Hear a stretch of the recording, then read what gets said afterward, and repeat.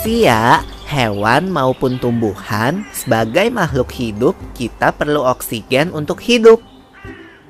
Waktu bernafas, kita mempunyai organ-organ yang bekerja sama dan membentuk sistem organ yang bekerja mengatur oksigen yang ada di lingkungan hidup sampai pada setiap sel yang kita butuhkan. Oksigen ini tidak tersedia di dalam tubuh makhluk hidup. Kita mendapatkan oksigen dari lingkungan sekitar kita. Bernafas artinya kegiatan menghirup atau memasukkan oksigen dari lingkungan hidup dan mengeluarkan karbon dioksida dan uap air melalui alat pernafasan kita. Kali ini kita akan mempelajari lebih lanjut tentang organ-organ pernafasan manusia.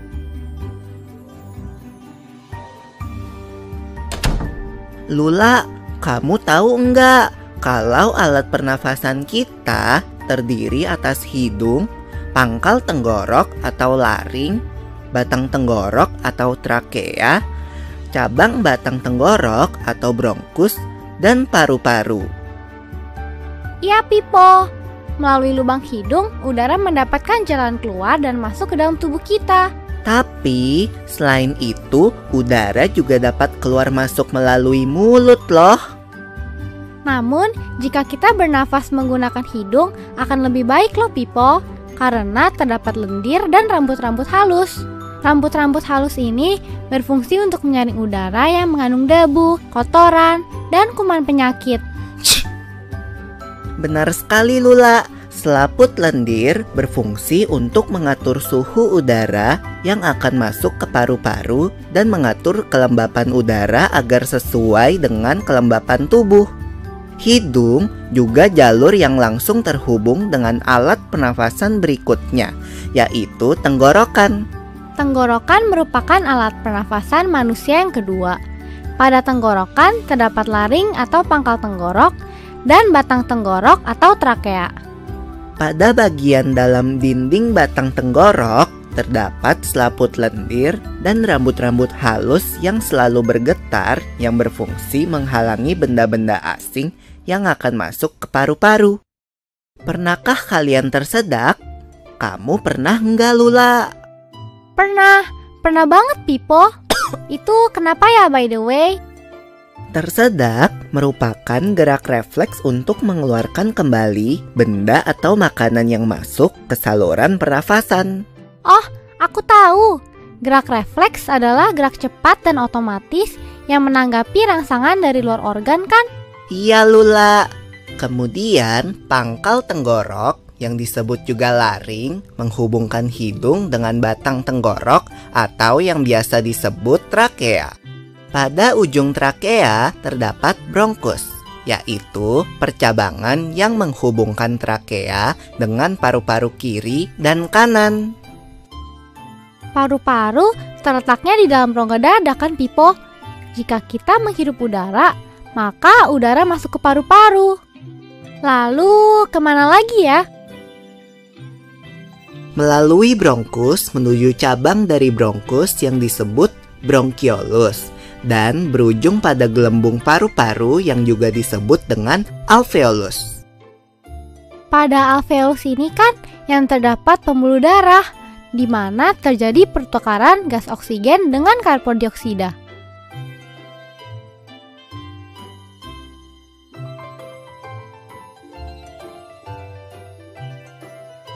Well, Pipo, tahu gak kalau sistem pernafasan kita terdiri dari dua, kan?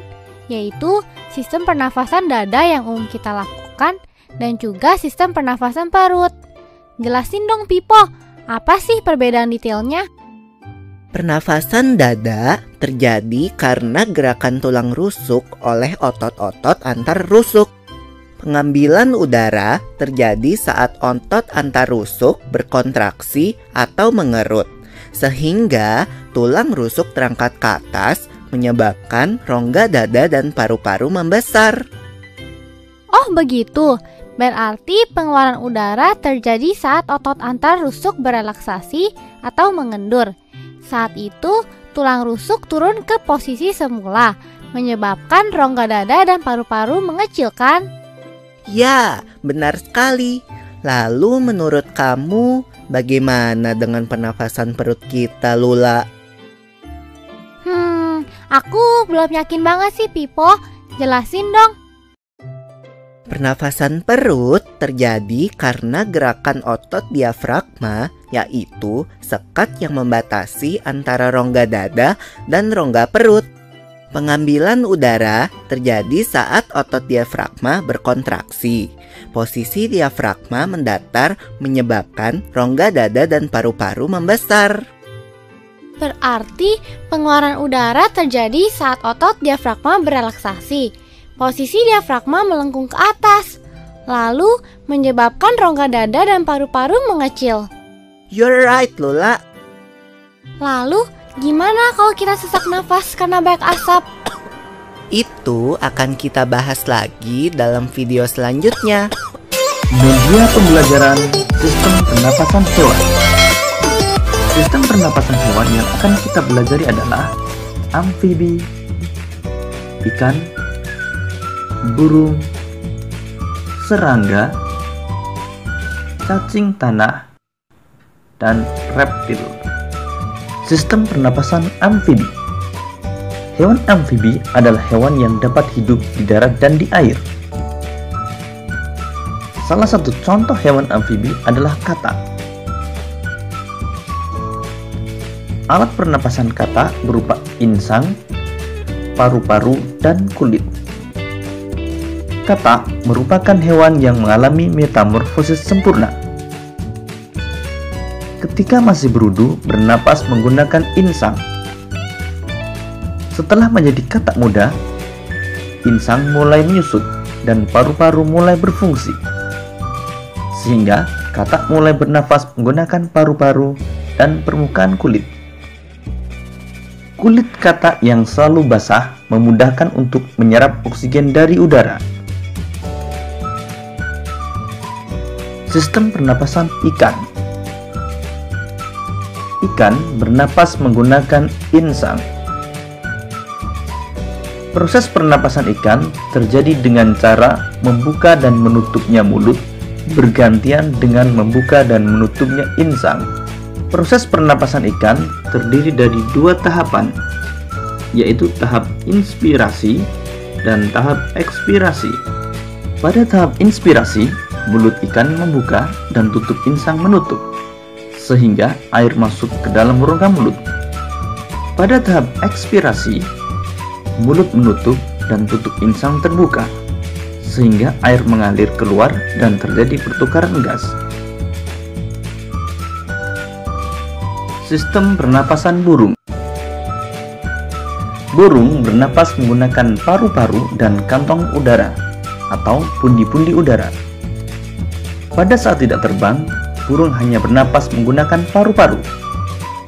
Saat tidak terbang, burung juga menghirup udara sebanyak-banyaknya untuk disimpan di kantong udara. Saat terbang, burung tidak menghirup udara, melainkan menggunakan udara yang ada di kantong udara. Jadi, saat terbang, kantong udara akan mengalirkan udara ke paru-paru. Berikut ini gambar organ pernapasan pada burung.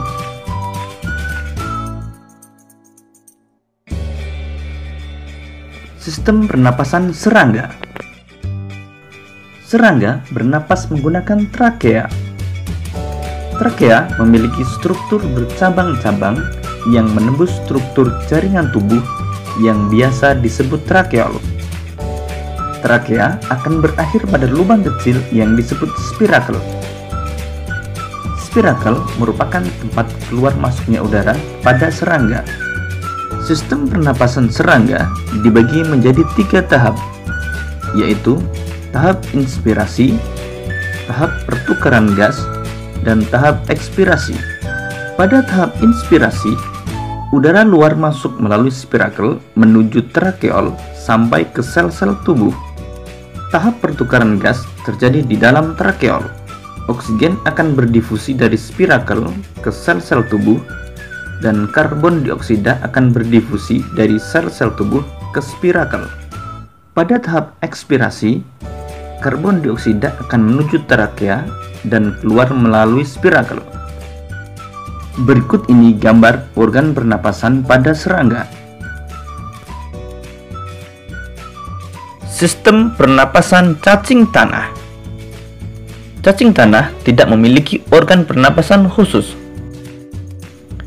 Cacing tanah bernapas menggunakan permukaan kulit yang banyak mengandung pembuluh darah. Permukaan kulit cacing tipis, basah, dan berlendir untuk memudahkan menyerap oksigen. Oksigen diserap melalui permukaan kulitnya, kemudian diikat oleh darah dan diedarkan ke seluruh tubuh. Karbon dioksida dan uap air juga dikeluarkan melalui permukaan kulit. Berikut ini gambar organ pernapasan pada cacing tanah.